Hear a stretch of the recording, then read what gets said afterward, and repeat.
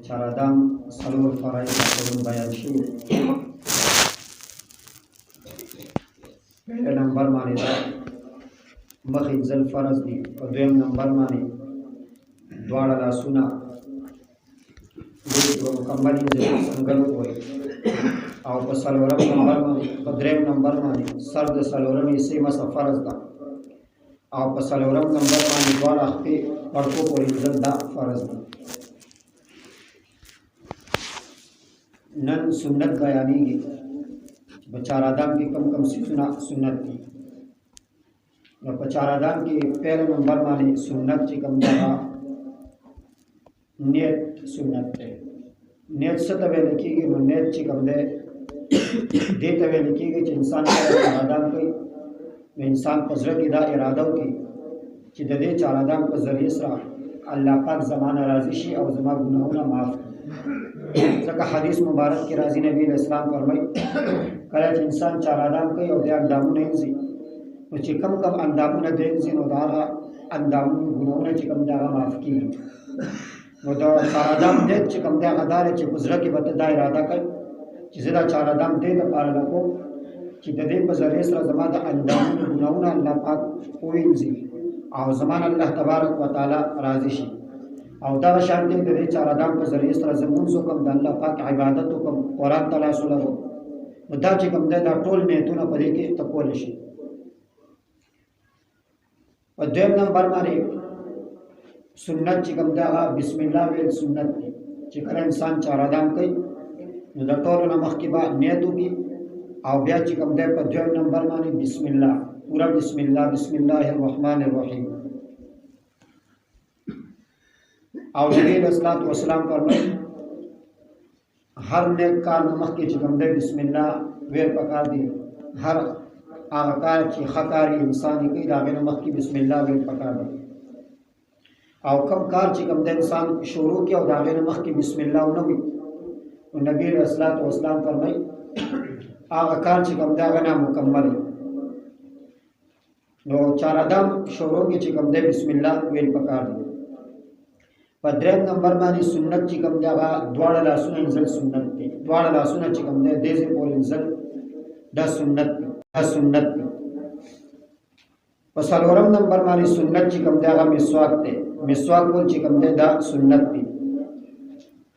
چې کله انسان چارادام کوي او په چارادام کې بسم الله ویل او دواړه لاسونه وینځل نو دا غي نورستو چې کوم دی نو بیا انسان نه پکار دی چې انسان مسواک وکړي.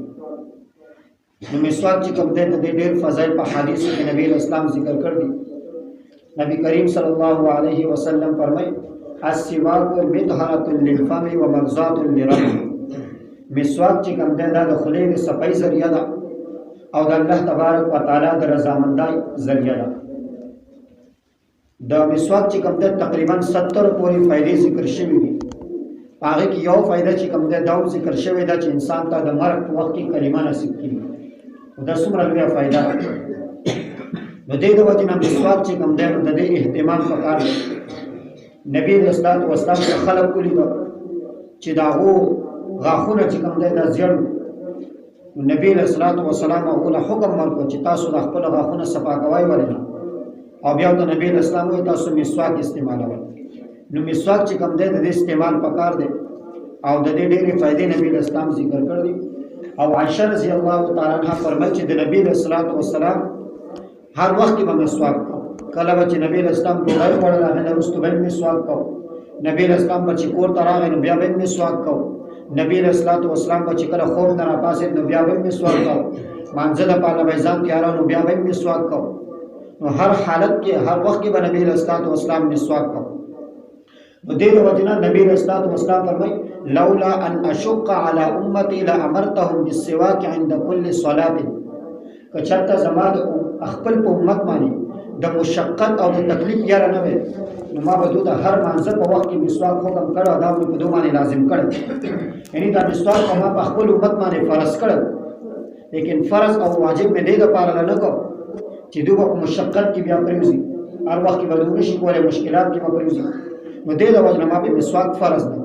نو د دې نه معلومه ده شو چې مسواک دا چې کوم دی نو د نبی رسول الله والسلام طریقه ده او د مسواک د یو سنت چې کوم دی دومره لویه فایده ده. یو غزوې په موقع باندې صحابه کرامو یو قلعه چې کوم دی هغه فتح کوله. صحابه کرام چې کوم دی لګیا دي جنګ کوي، روغ میاشت هغو جنګ وکړه، هغه قلعه چې کوم دی هغه نه فتح کېږي. عمر رضی الله تعالی عنہ ته خط ولیکو، یو عمر رضی الله تعالی عنہ هغه ته خط ولیکو، تاسو کو چې څه معاملات دي. هغه جواب کوي یو میاشت شو مونږ لګیا و قلعه چې کوم دی دا نه فتح کېږي. عمر رضی الله تعالی عنہ ته خط ولیکو واپس چې معلومیږي داسې چې ستاسو نه څه عمل پاتې شوی دی چې دا قلعه روغه میاشت شوه دا فتح کېږي نه، او دومره خلک یې اندازه تاسو ولې نه شئ فتح کولی. نو کله چې هغه صحابه کرام کېناستل، هغوی سوچ او فکر وکړو، نو صحابه کرامو په ذهن کې دا خبره راغله چې مونږ مسواک نه دی استعمال کړی. د مسواک د سنت چې کوم دی دا زموږ نه پاتې شوی دی. نو دا اکثر تبلیغیان دا واقعه بیانوي، دا د هغوی ځان نه بیانوي بلکې دا واقعه چې کوم دی موجود ده. نو چې کله هغوی سوچ وکړو زموږ نه مسواک پاتې شوی دی، نو ټولو چې کوم دی مسواکونه راواغسته او کېناستل، مسواک هغه عمل یې کوو. نو کله چې هغوی مسواکونه راواغسته او خپل غاښونه صفا کوله، مسواک هغه عمل شروع کړو، نو کافرانو چې وکتل نو هغه وایي دا څنګه مسلمانان دي، دوی خو زموږ د جنګ دپاره زموږ سره جنګ دپاره خپل غاښونه تېز کړي. نو د هغو په زړه کې یاره پیدا شوه، هغو چې کوم دی هغه ځای پرېښو، ولاړ د هغه ځای نه وتښتېدل. نو بغیر د جنګ نه چې کوم دی هغه ډېره بیا فتح شوه. نو د دې نه معلومه شوه چې یو مسواک چې کوم دی د هغې څومره فایدې. نو اوس د مسواک په وجه باندې الله تبارک وتعالی د هغو په زړه کې یاره پیدا کړه، او هغو په زړه کې دا یاره راغله کړي دا دوی غاښونه تېزوي، او اوس د غاښونو په ذریعې سره به دوی زموږ سره جنګ کوي. نو هغو هغه ځای چې کوم دی پرېښولو، اخره چې کوم دی هغه فتح شو. نو دې د وجې نه مسواک دا نارینهو لم استعمالول پکار دی، زنانو دپاره هم سنت دی. ځکه عایشه رضی الله تعالی عنها باره کې راځي، هغې هم مسواک استعمالو. نبی علیه الصلاۃ والسلام چې کله آخري وخت و، نو نبی علیه الصلاۃ والسلام چې کوم دی نو اشارې کولې مسواک طرف ته. عایشه رضی الله تعالی عنها مسواک راواغسته، په خپلو غاښونو کې نرم کړو، بیا نبی علیه الصلاۃ والسلام ته ورکړو. عایشه رضی الله تعالی عنها فرمایي نبی علیه السلام به مسواک استعمال کړو، بیا به چې کوم دی هغه ما راواغسته استعمال به مې کړو. نو دې د وجې نه مسواک دا نارینهو لم استعمالول پکار دی، زنانو دپاره لم. او زموږ زنانه خو د سره چې کوم دی نو غاښونو صفایي کوي نو د هغو صفایي چې کوم دی هغه صرف په واده کې یا چېرته خیر خیرات وي په هغې کې صفایي کوي. نو دغه شانتې چې کوم دی د هغو غاښونه هغه تک زیړې، د هغې نه براس راځي، او کله چې مانځه ته ودرېږي نو انسان ته رحمت فرشتې راځي. او نبی علیه الصلاۃ والسلام دومره تاکید کړ دی د دې خبرې چې انسان د خوله چې کوم دی صفا دي، چې نبی علیه السلام فرمایي که یو انسان چې کوم دی کچه پیاز وخوري او د هغه د خولې نه براس راځي، نو هغه له جومات ته نه دي راتلل پکار. یو انسان اوږه وخوري او د هغه د خولې نه براس راځي، نو هغه له پکار دی چې جومات ته نه راځي. ځکه چې د رحمت فرشتې راځي، نو د رحمت فرشتې چې کوم دی هغه د براس نه چې کوم دی هغه لرې تښتي. نو چې کله انسان او په ورځ کې موږ څو پیرې خوراکونه کوو، او دا ټول خوراک چې کوم دی د هغې ضرورت په غاښونو کې او په خوله کې جمع کېږي. نو یو ورځ دی چې کوم دی کوم انسان د غاښونو صفایي کوي، هغه صرف یو ورځ یا دوه ورځې خپلو د غاښونو صفایي دې ونه کوي، بیا صفایي دې ونه کوي، او بیا چې کوم دی د اندازه ولګي د هغه د خولې نه څنګه براس راځي. او چې څوک صفایي د سره یې نه کوي، نو هغو ته د سره پته یې نه لګي چې زما د خولې نه براس ځي. او چې کوم خلک دا صفایي کوي، نو هغه که چېرته دوه درې ورځې مسواک ونه کړي، نو هغو ته به اندازه ولګي چې واقعي ما دا دوه درې ورځې مسواک ونه کړه، زما د خولې نه بوی ځي. نو دې د وجې نه مسواک چې کوم دی نو د دې اهتمام پکار دی. یو خو د نبي علیه السلام سنت دی، سنت عمل دی، بل ستا غاښونه صفا کېږي، او بل د ټولو نه لویه فایده پکې دا ده چې تا ته مرګ په وخت کې کلمه پرې نصیب کېږي. نو دې د وجې نه مسواک چې کوم دی نو د دې اهتمام پکار دی، او د الله تبارک وتعالی د رضامندۍ ذریعه ده.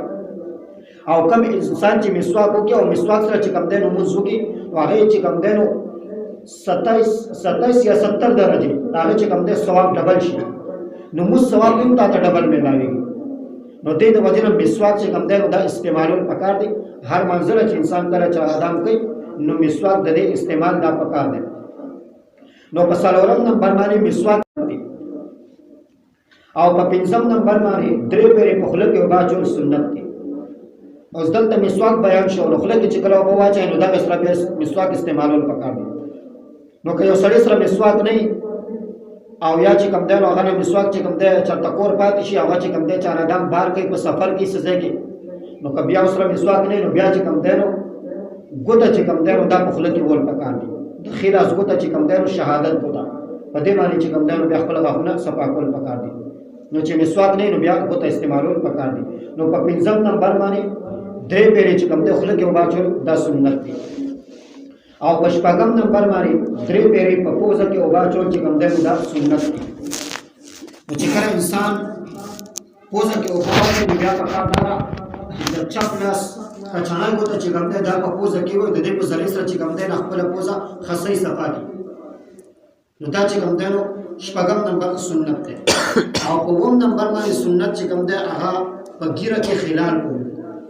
د ګیرې خلال دا چې کله انسان چارادام کوي نو په چارادام کې انسان د کوم انسان ګیره چې کوم دی ګڼ نو هغه دپاره بیا ګیره کې خلال چې کوم دی دا سنت دی. نو خلال څه دی چې انسان د خپل د لاسونو دا ګوتې چې کوم دی دا په دې ګیره کې داسې وي دا ګوتې به لمدېږي او بیا به داسې په ګیره کې وي. نو دا چې کوم دی دې سره به د هغه د ګیرې دننه ویښته چې کوم دی دا به لامده شي نو دې ته خلال ویل. نو دننه کوم انسان ګیره چې کوم دی ګڼي نو هغه دپاره دننه ویښته زر یا دننه اوبه رسول دا ضروري نه دي. بس صرف ظاهري ویښته چې کوم دی نو دا هغه لامده کړه نو دا فرض دي. ظاهرا چې کوم ویښته ښکاري نو دا چې کوم دی نو دا انزل فرض دي. باقي دننه چې کوم ویښته دي نو دې دپاره بیا ته خلال کوي. خلال چې کوم دی هغې دپاره سنت دی. نو په اووم نمبر باندې مسواک چې کوم ګیره کې خلال چې کوم دی نو دا سنت دی. او په اتم نمبر باندې دا پرون ما بیان کړ چې کله انسان چارادام کوي او لاسونه چې کوم دی وینځي نو لاس چې کوم دی نو دا به تر سنګرې د غاړې نه شروع کوي بلکې دې طرف ته وینځل شروع کوي. نو دا سنت طریقه ده دې غاړې نه لاس وینځل.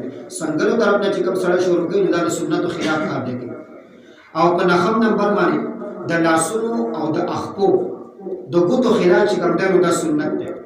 نو د لاسونو او د اخپو د ګوتو خلال چې کوم دی هغه دا دی. لاسونو چې کومې ګوتې د هغې خلال دا دی چې د یو لاس ګوتې په بل لاس کې واچوي نو دې ته خلال ویل کېږي.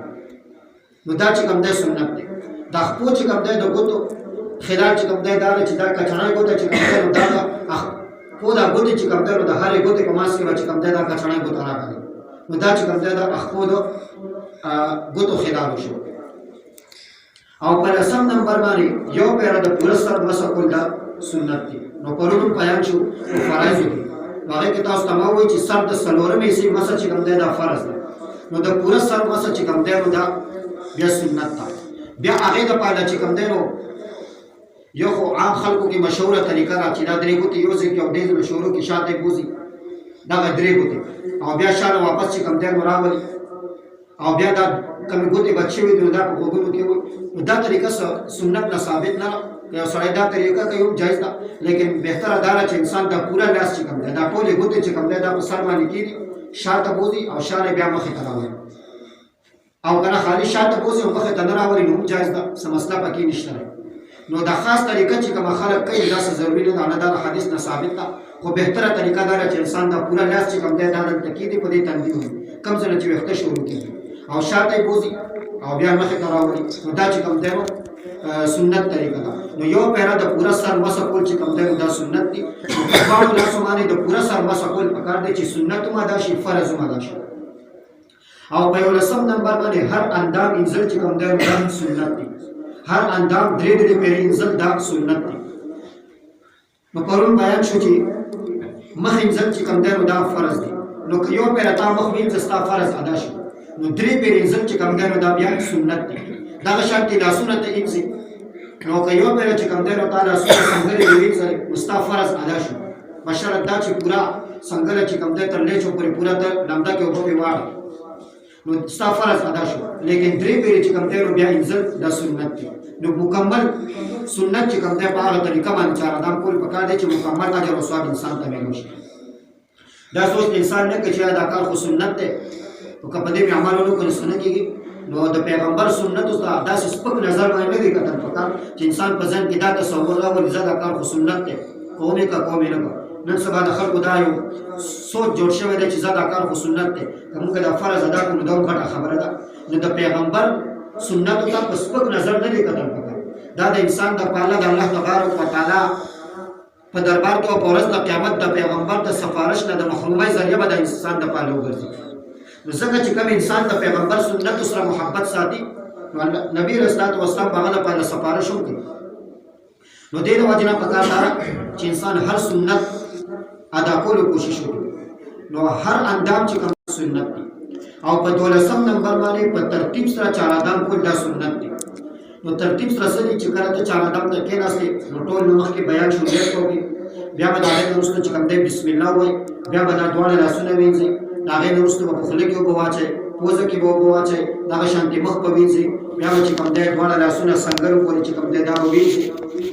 نو دا طریقه باندې چارادام چې کوم دی نو دا سنت دی. اوس که یو سړی د دې طریقې نه خلاف چارادام وکړي نو بیا هم د هغه چارادام وشو خو د سنتو خلاف دی.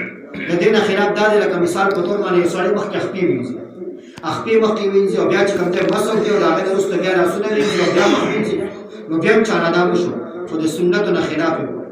نو په طریقه باندې چارادام چې دا کومه طریقه باندې موږ کوو دغه طریقه چې کوم دی دا د سنت مطابق طریقه ده. نو په دغه ترتیب سره چارادام کول چې کوم دی دا سنت دی.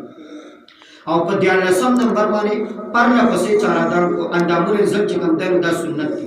پرله پسې څه ته ویل کېږي؟ پرله پسې مطلب دا دی چې ستا یو اندام وینځو نو یو اندام له ستا اوچه ویلی چې ته بل اندام وینځې. لکه ډېر ښه خلک داسې چې هغه چارادام کوي، مثال په طور باندې هغه یو پرې خپل مخ وینځه نو چا سره په خبرو باندې لګیا شي، نو هغه چا سره خبرې کوي نو د هغه مخ وچ شي، د هغې نه وروسته چې کوم دی نو بیا لاس وینځي.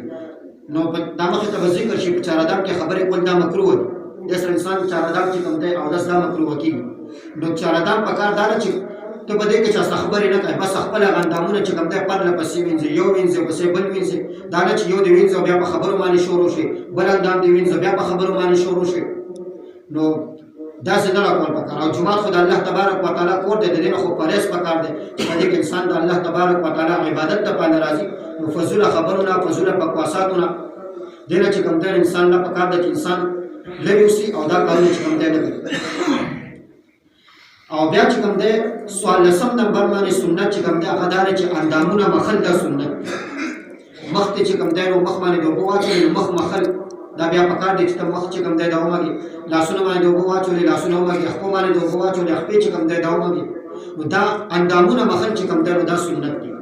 او 15 نمبر باندې لاسونه او خپې دا چې کوم دی کله اینځي نو د ښي طرف نه به شروع کړي. ښي طرف نه څه دي چې لاسونه اینځي نو مخکې په ښي لاس کې اوبه ووهله او بیا چې کوم دی په چپ لاس باندې واچوه، دواړه لاسونه وینځه، خپې اینځي نو مخکې ښی خپه وینځه او بیا چې کوم دی نو چپه خپه وینځه.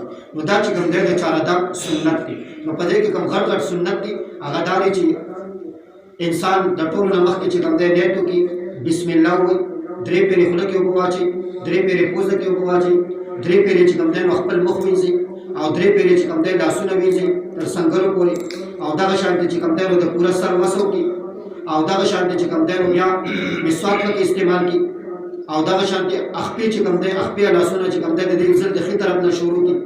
نو دا چې کوم دی سنت دی. بیا په دې کې د غوږونو مسه ده، نو دا مخې ته ذکر شي چې دا مستحب ده. او غوږونو مسه په دې کې ذکر نه شول، هغه مخې ته ذکر شي نو هغه چې کوم دی مستحب دي. نو سنتو درجه بیا لږه اوچته ده، مستحب درجه لږه کمه ده د هغې. نو د ټولو نه اوچته درجه د فرض ده. په 2 نمبر باندې بیا واجب دي، بیا پسې په 3 نمبر باندې سنت مؤکده چې نبی اسلام همیشه کوم سنت کړ دي، او بیا د هغې پسې چې کوم دی سنت غیر مؤکده دي، بیا د هغې پسې چې کوم دی نو مستحب او نفل چې کوم دی دا د هغې پسې بیا راځي. نو دا چې کوم دی د چارادام سنت دی. نو پکار دا چې خپل چارادام په دغه طریقه باندې وکړو او د سنت په دې طریقه باندې وکړو، نو انشاءالله د چارادام چې کوم پوره اجر او ثواب دی هغه الله تبارک وتعالی موږ ته نصیب کړي. الله دې په دې باندې